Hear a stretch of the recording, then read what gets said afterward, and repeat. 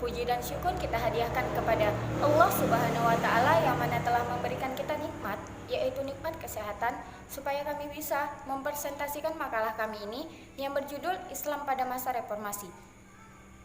Salawat beriringkan salam kita hadiahkan kepada junjungan kita, Baginda Rasulullah Sallallahu Alaihi Wasallam, yang mana telah membawa kita dari zaman kegelapan menuju zaman yang terang benderang ini.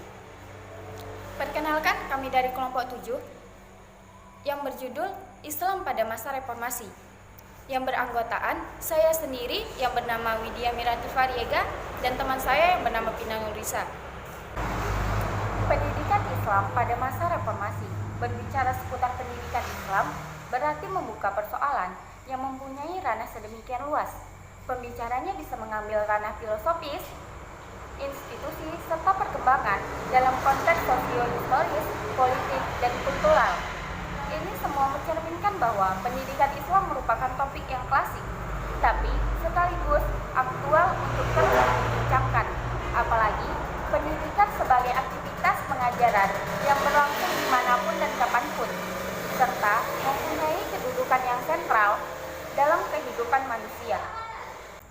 Penyebab terjadinya pendidikan Islam pada masa reformasi. Penyebab pendidikan Islam pada masa reformasi ada dua faktor. Yang pertama, faktor politik dan hukum, dan yang kedua, faktor sosial. Yang terdapat dalam faktor politik dan hukum, yang pertama, masa pemerintahan Presiden Soeharto yang sudah sangat lama, yaitu 32 tahun.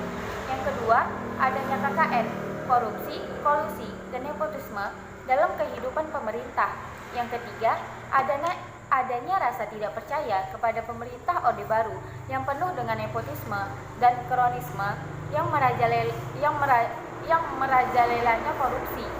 Yang keempat, kepemimpinan Orde Baru di bawah Soeharto otoriter dan tertutup. Yang kelima, belum adanya keadilan dalam perlakuan hukum yang sama di antara warga negara. Yang kedua, faktor sosial.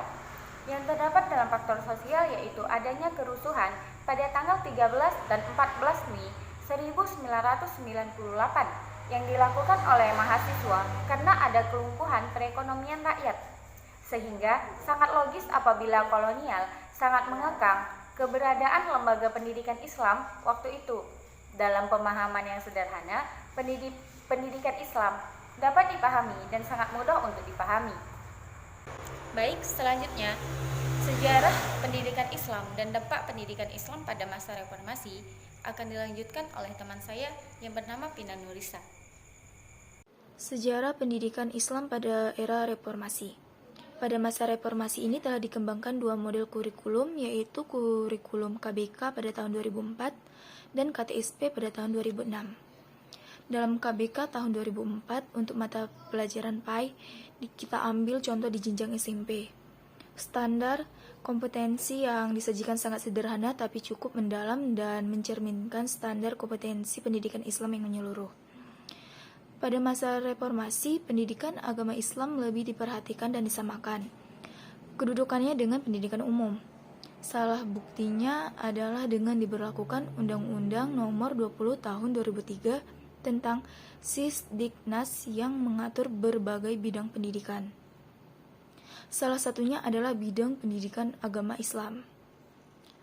Dampak pendidikan Islam pada masa reformasi.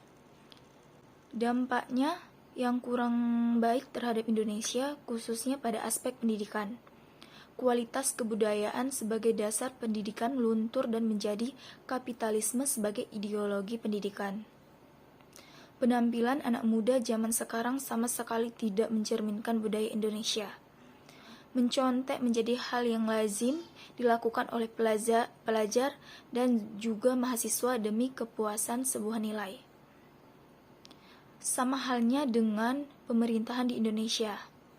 Pemerintah maupun wakil rakyat sebagai panutan bagi masyarakat seharusnya bisa dicontoh oleh masyarakat.